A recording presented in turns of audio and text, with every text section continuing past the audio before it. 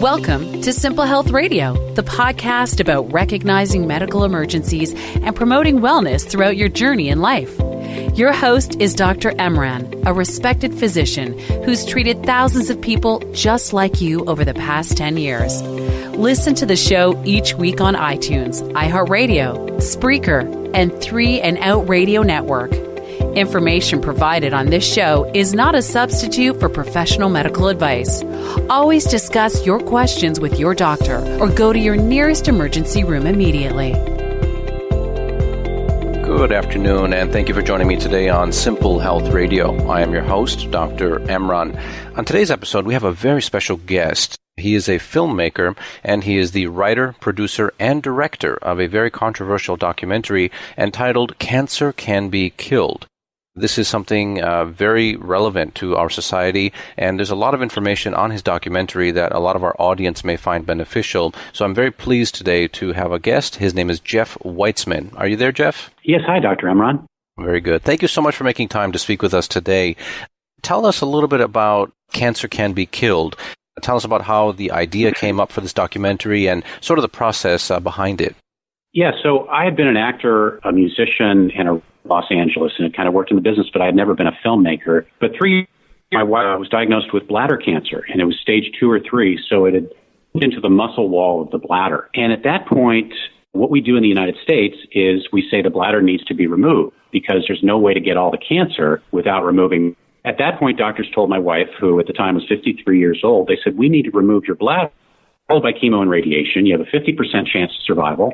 And you're either going to have a bag on the side of your body to catch the urine, or you're going to have a new bladder made out of intestine, which has complications. And it just sounded horrible to us. So her sister had malignant melanoma, 6 months to live, about 5 years prior. She went to Germany to treat her melanoma naturally with focused heat, IV nutrients, and oxygen. And he came back from Germany cancer-free. So no chemo, no radiation surgery, and she was cancer-free. And she told us, guys, you need to go to Germany. Don't even mess with removing organs here in the States. So we went to Germany, and 30 days there is with focused heat, IV nutrients, oxygen therapy. My wife was completely gone in 30 days.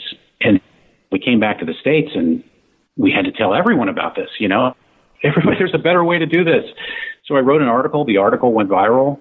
Filmmakers started how to make a film about this. And then gradually, when they realized how difficult it is to go up against the medical lobby and the pharmaceutical lobby, they all pulled out of it. And they realized this is not a good move for us in Hollywood to be going against, the very people that are funding so much of our work. So they said, Jeff, you make the film. We'll back you on it and mentor you through it. So that's what got me started. And the film was on my part to find out, better options to treat cancer than the ones which are, seemingly barbaric. That is, cutting organs out of bodies, using toxic treatments like chemo and radiation. And, does this natural cancer treatment really work? So that's what I had to find out with the film. Well, that's a fascinating story. Personally, I'm an ER physician, and so I'm not an oncologist, but I will say that I believe the incidence of bladder cancer is actually rising. My understanding is that this specific type of cancer is very invasive and aggressive. It's actually affecting younger and younger people. Would you say that's accurate based on the research that you've also come across? That is the same thing. I have cancer as well is on the rise. Yes, sir. And then, so absolutely, same. I'm hearing the same thing. Yes, sir. Yes, sir. And then tell us a little bit about some of the natural cancer treatment and what the science or the biology is behind that. Right. So there is a process called hyperthermia, which is just using focused heat. It's using radio waves. It's not using radiation. So there's nothing toxic. What we've been finding scientifically is that cancer cells are more vulnerable to certain things than regular cells. So, for example, cancer cells don't like oxygen and they don't like heat. And normal cells like both. A normal cell can survive at least to 120 degrees Fahrenheit. A cancer cell down at 105 degrees Fahrenheit. So what hyperthermia does is it focuses the heat to a specific area hotter than 105 degrees. So none of the other cells are getting damaged, but the cancer cells are getting damaged. And we can actually kill these cells in a specific area. And so once the film came out, the CEO of the largest hyperthermia company in America. It's called Pyrexar. The CEO and said, Jeff, I can't get the FDA to allow me to test hyperthermia as a standalone procedure. They only allow hyperthermia on head and neck tumors and only in conjunction with chemo and radiation. And, it's a head scratcher because you're like, well, wait a minute. We've already got the science, right? The cancer cells are vulnerable 105 degrees and normal cells aren't. Why would the FDA not allow testing? And, of course, if you follow them, you find out that the FDA, their job really is to protect business and to protect patent owners. Their job is not to find the latest, greatest new way of treating cancer. And so they're always going to be behind the times. I mean, it's sometimes 10 years for a clinical trial to go through and come to fruition, and it can take 30 million. But as consumers cancer and want to get treated in a healthy way, we have to look at what the system offers us and say, oh, okay, I see what's going on here. The FDA is in business to protect business. For me, if I have cancer, now I have to I have to go out there and do all the research myself and find out where the latest and the greatest methods are being done. And so the evidence is great with focused heat, the hyperthermia. We found that IV nutrients strengthen the immune system, and then the immune system flushes out the cancer. And again, we find out that cancer cells are vulnerable to oxygen. That was discovered back in the 30s by Otto Warburg. He won a Nobel Prize for that. So the science is there, and now it's just a matter of for us to get that science and go, oh, okay, well, I guess that informs my decision of where to get treated. Yes, sir. I understand. And as I mentioned earlier, I'm not an oncologist, but I'm sure that your family member and other people in your situation have a team of oncologists. So there might be one lead oncologist, and they discuss the case with other specialists, and then there's usually some radiation oncologist and other people that are involved, like a surgeon and so forth. So when your wife came back from Germany and she was cancer-free or in remission, what was their response? What sort of feedback did you get from her own healthcare team at that point?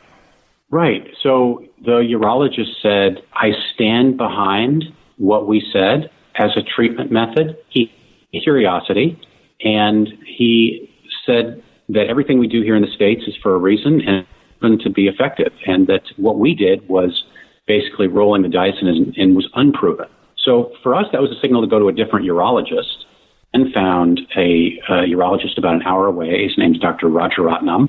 Is open to a variety of treatment methods, aid to the Western medical system as being the only option. And he, in fact, looks for other ways of doing things. So I think it's always a matter of team that's right for you, and in our case, we had to see, because the team that we had was a team not open to new ways of doing things. I understand, certainly.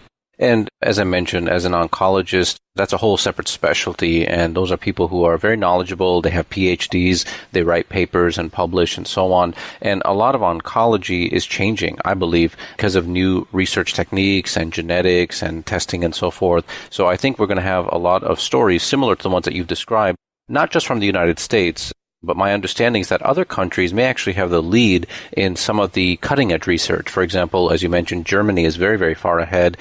Places like Brazil have a large number of oncologists, and even countries like China, Japan, India, and so on. Even though their resources are different, I think that their level of education is at a point where they may surpass the United States, and their technology may actually be a step ahead in some specialties. I don't know if you agree or disagree with that, but have you seen other countries in sort of a similar pattern as what you saw in Germany? Yes, Dr. Emron, I have. The data that I'm getting is coming from Israel, Egypt, and Sweden. So with you that the testing that's being seems to be more liberated than the testing that's done here. For example, the testing they've done with cannabis as a cancer killer has been really amazing and startling to me. And they're actually using cannabis in their hospitals in Israel. And then Egypt has been doing some amazing studies with something called selenium, and finding that selenium, we don't need for selenium to be effective. And they're using selenium with things like, and this Chinese herb called shikong, and they're having these great results in these research studies. You're right. It's available around the world, and thank God for the internet, because now we can get access to these studies. Excellent. Very good. And then You have a website called cancercanbekilled.com, and is that the link for people to actually watch your documentary and get connected with some additional resources? Yeah. So cancercanbekilled.com, they'll watch the film on Amazon Prime Videos or iTunes, Google Play, or Vimeo On Demand. Film's available worldwide, so they can find the links to it there on the website. And then also on the website are articles and videos and recipes for smoothies, just a variety of things that can help people to play and improve their immune system. Excellent. Very good. And as I mentioned, I'm an ER physician, so I'm not an oncologist, and I always have to give a disclaimer that if someone is diagnosed with any health condition, whether it's a heart problem, kidney problem, or any form of cancer, it's okay to get other perspectives. It's okay to get other information and a second opinion or a third opinion. But always keep your original doctors involved in that so they know what you're thinking, they know what your plans are, and always update your pharmacist and other members of your healthcare team. So I can't always say that this method is proven and that method is disproven as an ER doctor, but I am open to other possibilities on how to treat these conditions. So always keep your healthcare team advised before you make any drastic changes. And in closing, we just have a few minutes left. Do you have some final thoughts? Do you have some conversation points or some things to really think about that you want our listeners to be aware of? Yes. The moment a person gets a cancer diagnosis, I think the most important thing is that they be sort of the leader of the team. So all the doctors are team members, and the person who has the cancer and maybe a loved one, a spouse, they become the captain of the Starship Enterprise, if it were.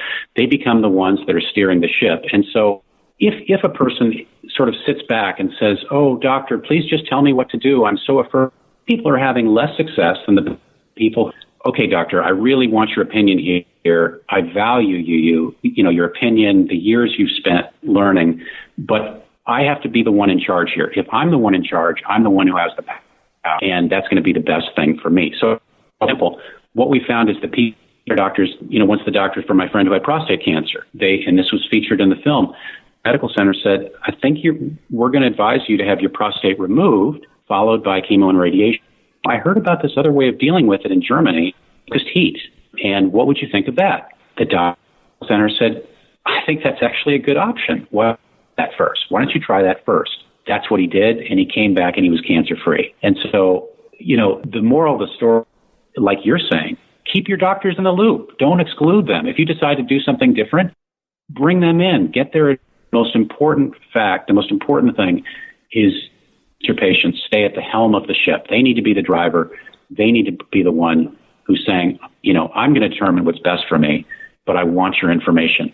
Excellent. Very good. No, I think those are very wise words. So those of you just joining us today, I'm on the phone with Jeff Witzeman, who is a special guest of ours today. He's the filmmaker, producer, and director of a movie. It's actually a documentary called Cancer Can Be Killed. It is available online on multiple services. You can visit his website, cancercanbekilled.com. You can read about some of the treatments and available options for various types of cancer. And he's coming from a very special place because his family member was affected and actually cured from cancer. So thank you so much, Mr. Witzeman, for joining us today. I think there'll be a lot of feedback, and I do hope that we can invite you back again in a few weeks to kind of answer those questions that I'm sure people are going to be sending us very shortly. I appreciate it. I especially appreciate your willingness to get this new information out there. Thank you. Very good. So thank you again for joining us today. You've been listening to Simple Health Radio. I've been your host, Dr. Emran, and we look forward to having you all on a future episode.